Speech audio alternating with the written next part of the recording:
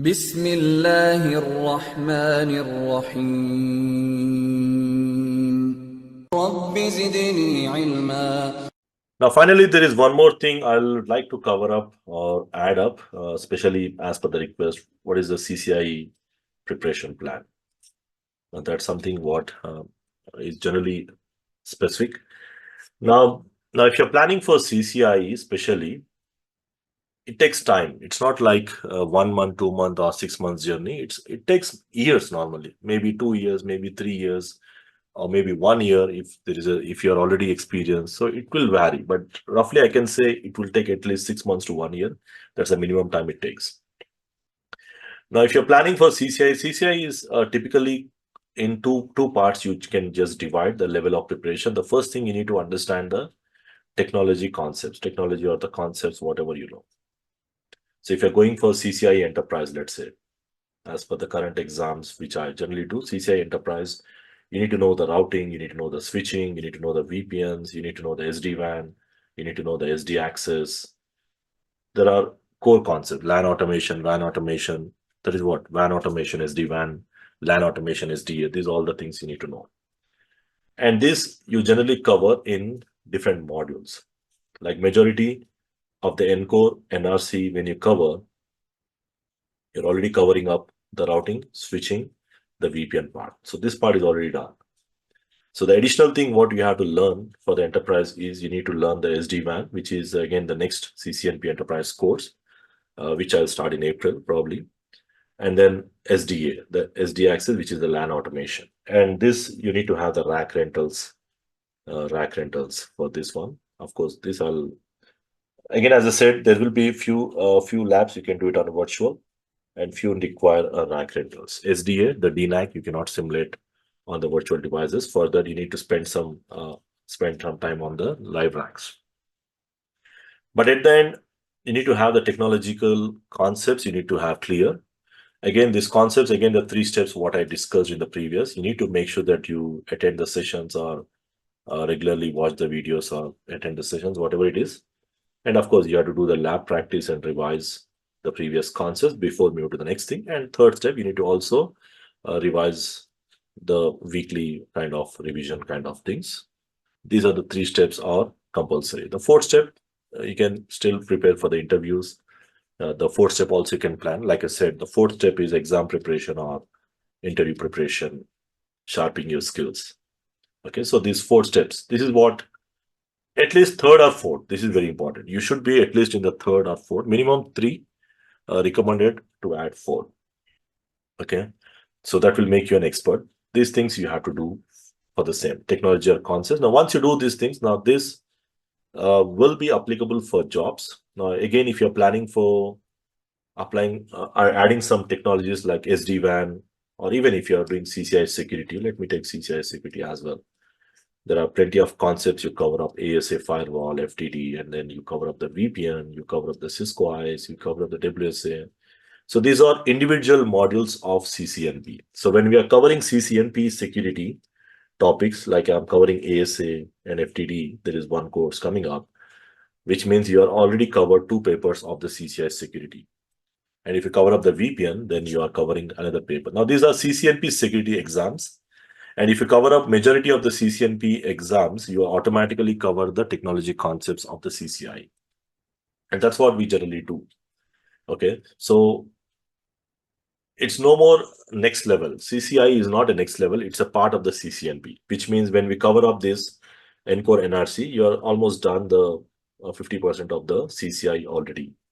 So you covered the CCNP Enterprise, NCore NRC 2 modules, and also you covered the CCIE 50% of the topics. Similar way, depending upon the modules, it will go on. Like in CCIE service border, if you talk about when you cover the routing, like routing topics, especially the OSPF, ISIS, and the BGP, you're done with the routing topic. The next main topic here is MPLS. MPLS is a big topic. L3 VPN, L2 VPN. There's a separate module, SPVI, which you have to cover up for the CCIE.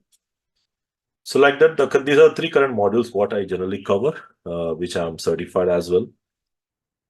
So basically, the plan for your CCIE basically starts from CCNP only. You have to make sure that you cover up these concepts. These 4 things: cover up the concepts, revise the labs, implement, verify, and review the topic. These all the things. Now, this, as I said, this is the first level. Now, the first level is enough if you are not going for the CCI exam and your requirement is to just add up the skill set in your profile and probably go for core exam, SP core or security core or N core exams, and just add that certification in your profile and say that you are certified in these core exams and you have the good understanding of these concepts. You can do that. That is something fine. That's enough.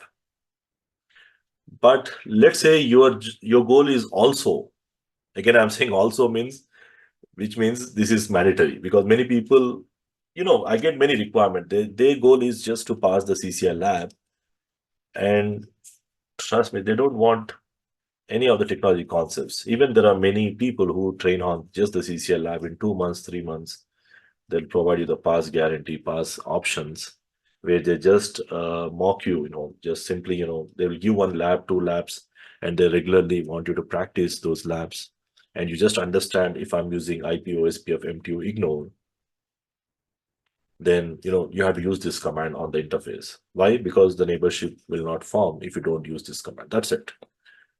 But then you have to understand that there is a condition that OSPF neighborship MTU has to match on both the sides. If the MTU mismatch, and to avoid that issue, these are all things you learn in the technology. I'm not saying this is not really good option, but this is an option you have to go with.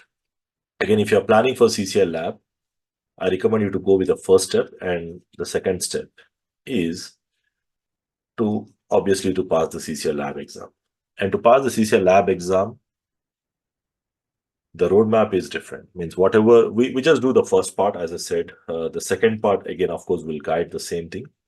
And to pass the CCI lab exam, now again, as I said, let me first also complete this part. The first one, the number of hours will you spend, it will vary. You have to increase the number of hours. Like I said, the 10 hours, 10 hours, 10 hours division.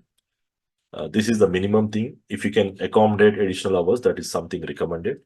You can even add up additional hours. So probably instead of 10 hours, you can just add up 15 hours probably, or maybe 15 hours like this. So probably you can just add up 2 to 3 hours in each slot, at least 40 hours of, because these labs will take time. These NP level labs or CCI level labs, they consume more time in setting up the things than your normal level. So probably you need to sum up or add some additional time slot. That's something you have to do.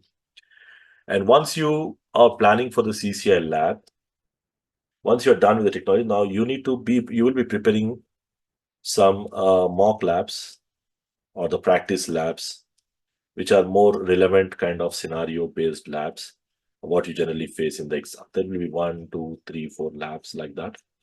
So you just keep on practicing those labs regularly. The main thing here you do is you don't learn the technology, because technology you already know. Now what you do is, because in the CCI lab, you have an 8-hour slot. In that 8-hour slot, you have to finish the troubleshooting section, the diagnosis section, or again, the config lab. There's a specific time period for that. Now within this time frame, you have to complete the complete lab.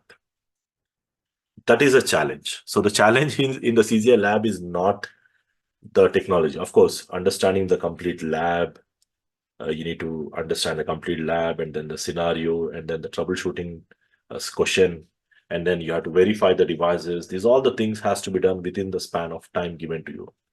And further, this practicing makes you to that level. So what you do here is, you don't really learn any new technology here. The only thing you do is you just spend 6 to 8 hours every day for a regular of 3 months, just practicing that labs and making sure that you do finish this in 6 hours or 5.5 hours of time.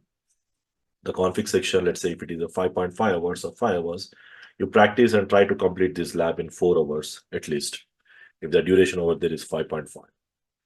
Because when you're going for the lab, especially if you're sitting in a CCI labs center in a Cisco office, and you have a time counting, starts. Let's say the exam starts on 9 and it ends on 5 p.m., let's say, and the clock is ticking, and you're paying almost 1600 USD for that one day to pass the exam. Now you'll find the difference, the additional pressure, additional, uh, you'll find a lot of things, of course, that's going to be. So I almost sat 4, 5, 6, 7 times to pass my 3 CCI labs. So I did my CCI service product 2 times, enterprise routing switching 2 times, and then security almost 3 times. So at the end, that's something you spend this amount, right? And of course, you have to always be ready for the second attempt, to be frank. Most of the time, the people don't plan for the second attempt. So you have to be financially ready, you have to be technically ready, and at the same time, you have to be ready with the dedication, the time. So you have to fix 6 to 8 hours per day for at least 3 months. And of course, the last month before going for the exam, that sum up to 10 to 12 hours of regular practice. Okay. So if you're, and this comes with, I'm not saying this is something not achievable. Of course, it's achievable, but that requires a lot of dedication, a lot of time, a lot of amount, a lot of investment as well, obviously. Financially also should be ready. So when you are ready for financially, as well as when you are ready with dedicating that much of time, and also you are good with technology, these three things are important to be prepared before you appear or think about the lab exam. Because to be frank, no one will tell you most of these things, especially the vendors who offer these labs and all. They don't really teach you. They just tell you within 2 months you'll pass the CC exam. But that's not easy. 2 months, 3 months, that is only possible if you are good with technology. As I said, that's the first thing. That's what we cover up. That's what our main focus will be. And of course, you have to be financially ready as well. And also you have to be, in terms of dedicating time, allocating your time.